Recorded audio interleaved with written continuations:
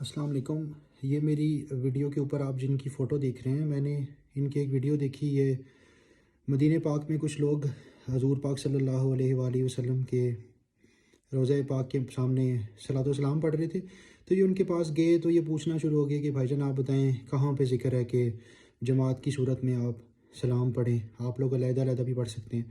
تو میں نے ان کی 2-4 ویڈیوز اور دیکھیں تو میں نے ایک بات نوٹ کی کہ ان کو صرف اور صرف جو بندہ حضور پاک صلی اللہ علیہ وسلم کے عشق میں کچھ کرتا ہے نا، اسی میں پرابلم ہے۔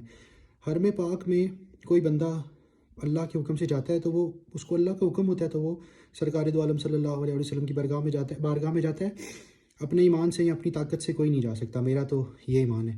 اور ان صاحب سے میرا سوال ہے کہ آپ پوچھتے ہیں جی صحیح حدیث سے ثابت کریں، آپ اب جس ملک میں رہتے ہیں اس کی حکومت سے پوچھیں کہ آپ جو کچھ کر رہے ہیں وہ سارا کچھ صحیح حدیث کے مطابق کر رہے ہیں۔ آپ صلی اللہ علیہ وسلم کے دور میں، خلفائے راشدین کے دور میں، سیدنا صدیق اکبر رضی اللہ تعالیٰ عنہ کے دور میں، سیدنا عمر فاروق رضی اللہ تعالیٰ عنہ کے دور میں، سیدنا عثمان غنی رضی اللہ تعالیٰ عنہ کے دور میں، جب یہ مدینہ پاک مسلمانوں کا دارالخلافہ ہوا کرتا تھا، تو کیا یہ رولز اینڈ ریگولیشنز تھے کہ جی وہ جو بھی بیچارہ غیر عرب آ کے ادھر اگر عرب میں کام کرے گا تو اس کو سال کا اقامہ پے کرنا پڑے گا، ٹیکسز پے کرنے پڑا کریں گے؟ یہ رول تھا۔ آپ کی گورنمنٹ نے جو 20 ملکوں کی ایک وہ آرمی بنائی ہے، اس کے بارے میں آپ کبھی بات نہیں کرتے۔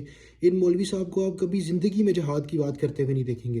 ان کو آپ کبھی زندگی میں جو ان کی گورنمنٹ کے اور یہودیوں کے آپس میں جو تعلقات ہیں، کبھی بھی اس پہ یہ بات کی، جو بھی بات کریں گے، یہ جو بھی حضور پاک صلی اللہ علیہ وسلم کے عشق میں یا حرم پاک میں جو بھی کر رہے ہیں اس پہ بولیں گے۔ وہ بھائی وہ اس کا اور اللہ کے رسول صلی اللہ علیہ وآلہ وسلم کا معاملہ ہے، آپ کون ہوتے ہیں؟ آپ اپنی حکومت کو کہیں یار اپنے آپ کو صحیح حدیث کے مطابق ڈالیں، جو طریقہ کار تھا خلفائے راشدین کا وہ آپ کی حکومت کا طریقہ کار ہے۔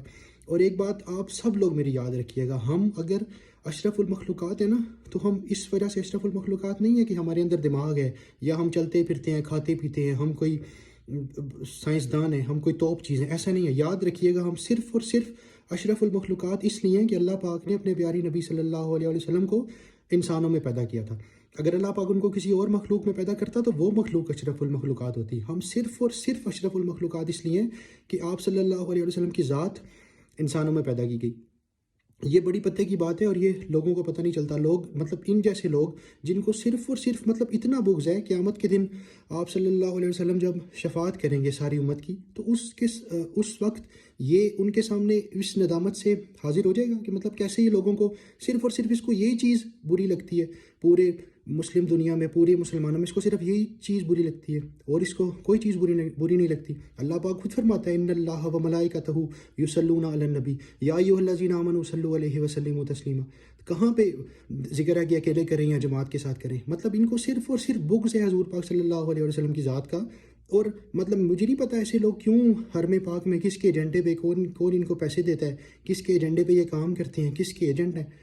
ان کو صرف سرکار دو عالم صلی اللہ علیہ وسلم کی ذات سے ہی کوئی مسئلہ ہے۔ اللہ پاک ان کو ہدایت دے، میری تو دعا ہے۔ اور آپ مدینہ پاک میں جب بھی کوئی بھی جائے، میرا تو گزرنے ہوا میرا ابھی تک بلاوا نہیں آیا، پر میرا جب بھی بلاوا آیا اور اگر میرا اس سے آمنا سامنا ہوا نا، پھر میں ان کو بڑے طریقے کے ساتھ ملوں گا۔